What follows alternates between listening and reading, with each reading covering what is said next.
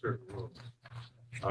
So, Al, welcome, our liaison to the Board of Selectmen. First order of business, is there a motion to accept November minutes as written? Motion to accept November meetings as written. Second. Any changes, additions, modifications? Ed, there's a typo on page 2. Second paragraph that starts with Captain Perkins. Third line, or identifying patterns, it just needs to be.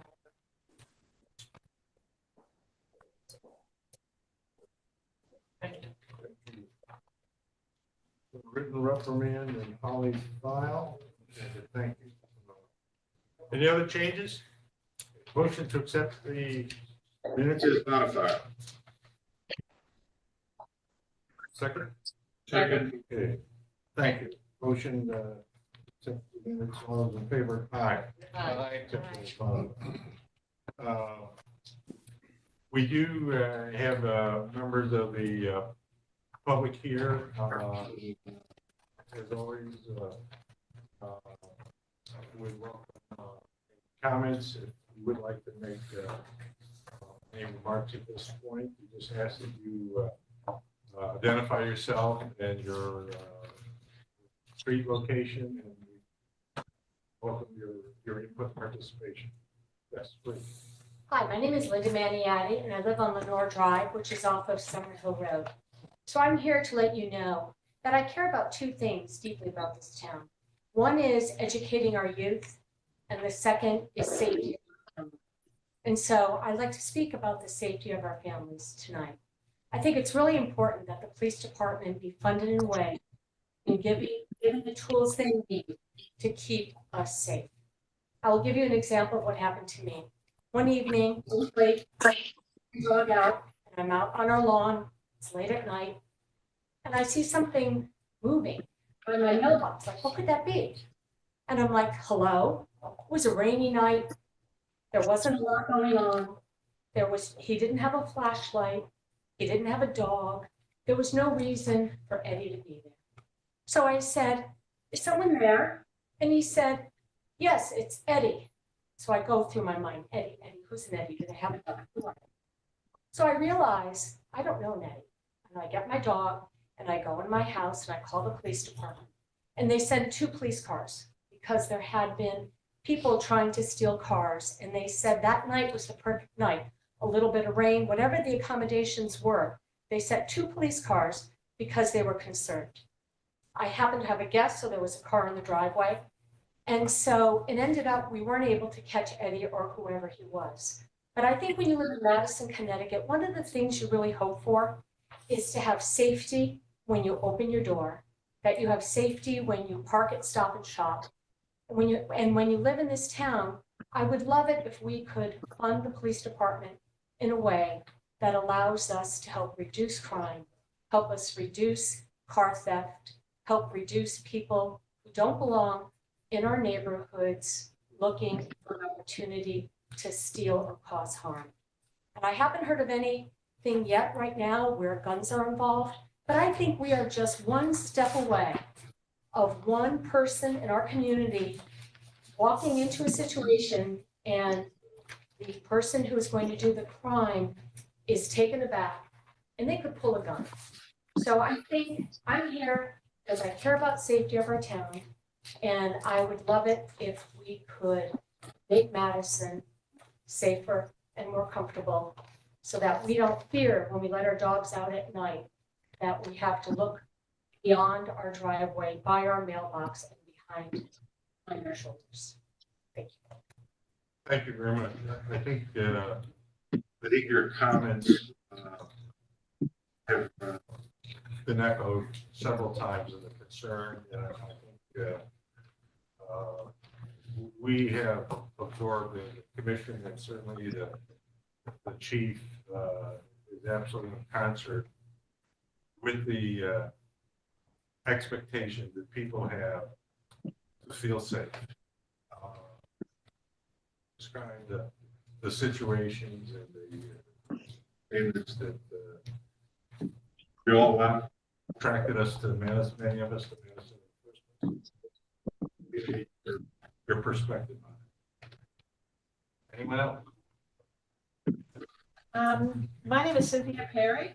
I've lived in Madison for over 35 years. I'm president of Barbary Farms Association. And as you know, we came out in numbers. I think we had about 3.5 days to pull together some of our recommendations and petition. And in Barbary Farms, we had 62%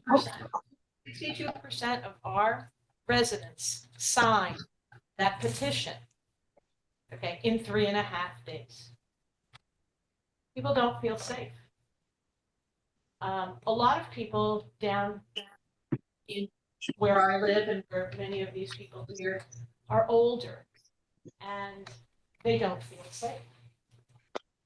I understand that Madison has many constituents, and everybody wants their piece of the pie. But if you are a mom or a dad or know somebody, the first thing that you owe your children is to keep them safe. And we're not, because not only could something have happened to an older person, but something could have happened for my kid when he was 18 years old and walking home late at night and it was rainy, and our family decided to do something about it. And so we worked. I'm in advertising, and my son is also in advertising. He's a copywriter. And he is the person who did the campaign for you all about remembering to lock your doors. I have not seen one of those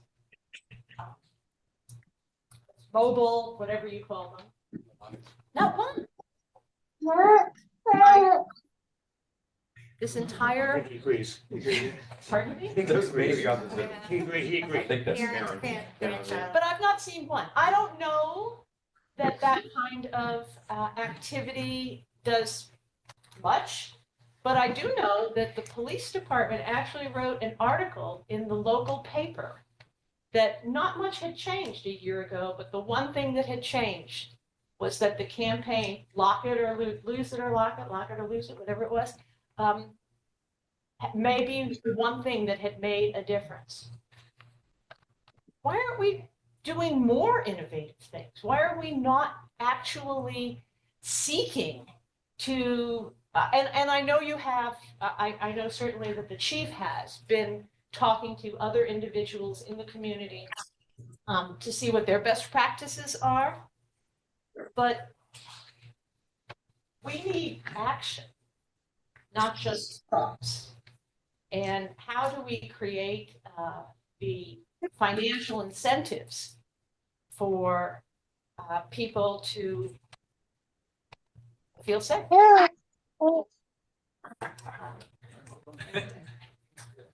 So, thank you. Hi, I'm Lynn Brown. I am co-president with Grandma over here on Waterbury Avenue. I live on 14 Waterbury Avenue. And I certainly am not going to repeat what these women have said so articulately. I'm a finance person by trade and accountability. And I understand the town has, like everybody else does, limited resources. So I think that there is, sufficient incentives to finally figure out how to unlock resources in our budget to address this situation. It just can't go on. And I'm confident that the community would also assist in any of these creative ideas if we wanted to, put together work groups to support activities. But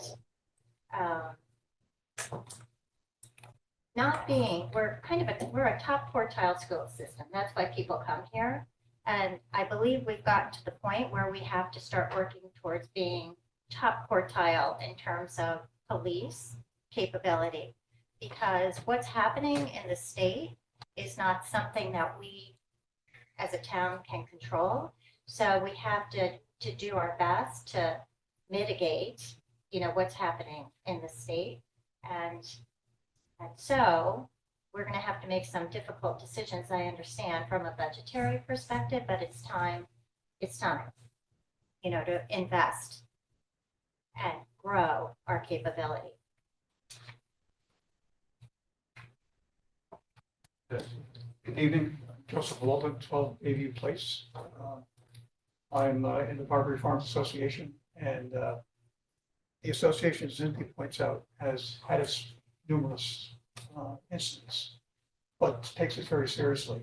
So they asked me if I'd be an advocate, advisor, work with the team here to move forward in terms of the initiative to make Madison safer. I participated in December 1st meeting. We had Peggy Lyons, the chief, a couple of you folks, Al, also Gene Fitzgerald and Ed. And we had a good session. I think we learned a lot from each other in terms of what was going on, what we didn't know what was going to go on.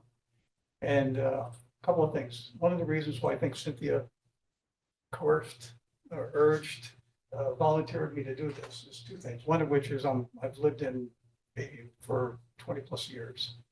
And also I was a victim. I had a car stolen on Easter Sunday morning, not this past year, some time ago. And it's a gut-wrenching experience. They subsequently found my vehicle up in Waterbury, totally trashed. I won't take you through all the specifics of it, but follows the exact same thing. Car rolls down, and I had video. My driveway lights up like a surf club at a football game. I have audio, video, turned the tapes over, the images over to the police department. They subsequently they knew the person because it was so clear, the images were so clear. And subsequently, they caught this individual, couldn't do anything about it because he was 17 years old, and it goes through the tiered issues that go along with this problem. It's not just an age problem, it's not just a legal problem, it's not just a security problem, but it is a safety problem. And fortunately, it was 3 o'clock in the morning, and I didn't run downstairs and try to do something with the car. And a few months later, one of the officers of the police department came and said, "We will arrest the guy." I said, "Well, how come? He was 17 years old. We shot somebody in the head." So when I was reiterating that the other day, December 1st, all this became so vivid again, just having to look through it. And it's not a great experience. We learned that the chief and his team have been working on this problem for over 18 months. They have a number of initiatives that they've tried to bring forward. Things like headcount, which is a very tough thing to do. It's really hard to get police people done. I just sent a note around that New Haven just swore in 19 officers. That sounds like a massive amount. That brings them only to 80, just over 80% of their allotted. And it takes a long time. And there's all, I'll tell you, if I had to be a policeman, I'd pick Madison over New Haven. But it just shows the magnitude of the difficulty. Also, I think when you think about, we've heard a couple of stories. When I started talking to the residents and members of Bayberry Farms Association, they're afraid. It is fear. And it's a safety issue. And it starts, I could give you 10 anecdotal things other than my own. A couple of them that struck with me. Parents are afraid to sleep out with their kids, their backyards and their tents. Everybody's afraid to walk their dog at 2 o'clock in the morning. What happens when your kid comes home late? And all these things are real. And it's one thing to have a theft problem and a car jacking problem, but this is pure fear. And it's permeating the neighborhoods. And that's why literally, without warning any of the residents of Barbary Farms and sending this petition out, people jumped on it. And I was amazed at the take rate. But it just goes to show. So I think we're here, and I'm here to try to, as we understood what the chief is looking at in terms of headcount, in terms of technology, that's potentially, expand, because it's called force multiplying technology. That's a fancy word for it. And if it helps, we're going to support it. And what we want to do is make sure we get to a point of execution. Because oftentimes when these things are brought forward, the hard part is getting the execution. And we're here to support that, and look forward to, we'll continue to work, we have meetings set up with the other, the board of selectmen and so on. But it's real, it's palpable, and I think we need to figure out a way to get this executed. Technology maybe first is easier because human beings take a while to train and other things that go along. So with that, thank you for your time. Chris here, 4th row, and I'm not going to echo the personal stories of others, but one thing I would reference, I attended the strategic planning meeting last night and found it quite interesting on issues that are clearly important, but maybe not always urgent. Things about land use and zoning, very significant, but it's not like having somebody who may be armed in your driveway or out by your mailbox, which would qualify to me as both important and urgent. And on page 18 of the strategic plan draft, goal 2 is strong perception of safety from everyone in the community. And I think you've heard a lot that presently is not a strong perception. Objective 2.1 is invest in public safety equipment and staffing. So my urging would be, before it's formally adopted, before the implementation steps are articulated, get ahead of it, and please let us know what we can continue to do to be supportive of you in your work and supporting Chief Drum. The meeting we had on December 1st was very illuminating, and we want to do whatever we can to support him in getting the tools he needs to address the issue. Thank you. Thank you. Chris. Thank you. You didn't think I would speak. So Jim Ferenczi, 47 Seaview. I want to say thank you. I said that 2.5 years ago when we first met in July of 21. We are not here to be critical of the Board of Police Commissioners or the police department. We're here to help you do more, because what you're hearing from all of us is a sense of desperation that we need more. And these stories that I've learned about in some parts in connection with the petition, and this board was copied on the petition, although it was directed to the first select woman, the Board of Selectmen and the Board of Finance, because that's where the buck stops and that's where the money comes from. But we wanted you guys to be aware of it. 277 people in 2.5 or 3.5 days over Thanksgiving weekend came together and signed that petition. And they included people not just down from the Waterbury, Barberry, Middle Beach area, but people like Linda and others from North Madison.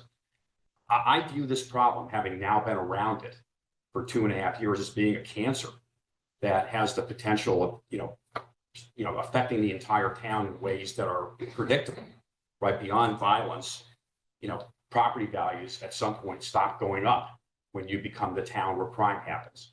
Real estate taxes don't get paid. They certainly don't go up. So there's lots of bad things that can happen here. But what you're hearing from everybody, and I can't speak for the people on the Zoom, but I'm sure you'll hear similar stories, is anger, frustration, fear. And I think that's the thing that has to be taken out of this. And what you're doing, we want you to do more. And from what I understand from the last meeting of the Board of Police Commissioners, is that what you are going to be proposing ultimately to the Board of Selectmen and the Board of Finance is 2 things: more manpower or person power and technology. You are the experts. We are not the experts. We know what we want. We know what we need. You need to tell us and them that, and please accept that, because what you're hearing from the community is something that's real. And we understand, by the way, and maybe we're misinformed, that in previous budget cycles, this board and this commissioner and this police chief have asked for similar things, and it has not been passed. We're at the point where that's not acceptable. And so we're begging for help. That's what you're hearing from us. But again, I'll finish where I started, which is thank you for everything you're doing. Thank you, Jim. Any other comments? Let me make just very, very brief remarks in terms of the message and the information perspective that you're convey. And that is, I think we understand the concerns. I think in terms of, our discussions, which are on a pretty regular basis with the Board of Selectmen, Ben from Finance, we think there's also an awareness and a recognition there. On the other hand, things evolve, and what is going to be shaping, our resource requests and our resource allocations are for several key components. One, I think we are going to try to focus on prevention. We're not a gated community. On the other hand, we think resources can be allocated where there's more police visibility, there's more engagement with the community. And so one of the things is going to be how do we minimize what is occurring? And we saw the success when we educated people about locking their cars. The year after we went through that campaign, car theft and break-ins went down. So one of the things, one component is prevention. Second part of it is incidents are going to happen no matter what we do. So the second component is the response time. How quick, if an incident does happen, can we get the right asset, which is an officer, to the spot where he or she can provide help? And one of the things that has been acknowledged, and the chief, I think, has done an excellent job in researching, is how can we use technology, invest in technology, so that it cuts across both of those areas.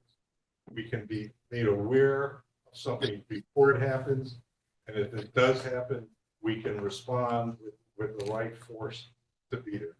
So that's how we're going to try to put it together. And that's, I recognize a general view, but we're aware because we're in the community. I mean, we have the friends, neighbors, and while some of us, have not had an incident happen, we certainly know other people who've had some break-ins or some concerns, and so we hear you loud and clear in terms of where we need to go in the future in terms of both our current budget cycle, but also planning beyond that, because some of these actions are multi-year. We have been in a focused recruiting cycle, and it just takes significant time to source the right people, then to get them trained in the right procedural and certification process, and then get them to the point where they are teamed with other experienced officers, if that's the case, where they're absolutely, the return on the investment we think. So we very much appreciate your remarks. And one of the things that is absolutely essential, and you could put a title on it, a number of titles on it, whether it's community policing, but the engagement of a trained officer interacting with citizens in the community is absolutely essential to success going forward in all areas, in prevention and response, in awareness. We said it, that stealing the phrase that certainly is almost worldwide now. If you see something, say something. We've never ever, I think, have expressed some exasperation when somebody called in and said there's a truck parked in the driveway, and it turns out it's somebody delivering a package. So our effort to remain involved. We're a small enough community so that we can become aware and related to concerned citizens or neighborhood representatives, and have that relationship be a very effective part of our whole program moving So thank you for your remarks tonight. We absolutely heed the comments and we'll take those into account. Moving on a little bit from what Ed just said, it is very helpful to the commission and the department to see at least a dozen residents here actively willing to participate in the conversation, plus another 9 or so, 10 or so in Zoom meetings. This is the start of the process. We have to allocate funds for the cops. We have to allocate funds for the equipment that we're going to need. It's going to take some time. And we can only request that the enthusiasm that comes from your concern about your safety, which is very real, continues to carry forward through the year. Please don't stop coming to these meetings. Please don't stop challenging the police commission, the board of selectmen, the board of finance for their participation in allowing the town to do the right thing.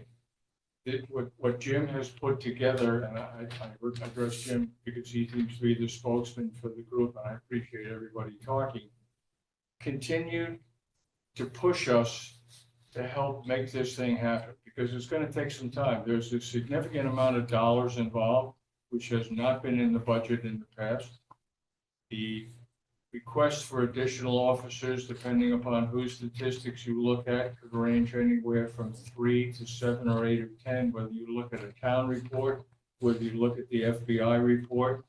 We have to find a balance somewhere within the parameters of cost, efficiency, and how our department runs. But please don't stop pushing us. Please don't stop suggesting, and please don't stop making comments, whether they're in public like this or sending letters to any one of the commissioners or the chief of the staff. Can I just talk a little bit about that? Because we've been pushing it for 2.5 years. I mean, let's be honest. And the situation, Chris said it when we first got back together, as this problem manifested itself again. It's not a whole lot better, and arguably it's worse than it was 2.5 years ago, because they're all over the place, these perpetrators. I mean, we've got Waterbury video, we've got Seaview video. It goes on and on and on. They are like cockroaches out there in the night. And worse than that, they're now doing it in broad daylight. So how much more do we have to push for this to resonate with the people that basically make the decisions? That's my frustration. I'm not suggesting. No, but I mean, I'd like an answer. It's going to be, I'm how not much suggesting more? you have to What's it push gonna any take? harder. I think you're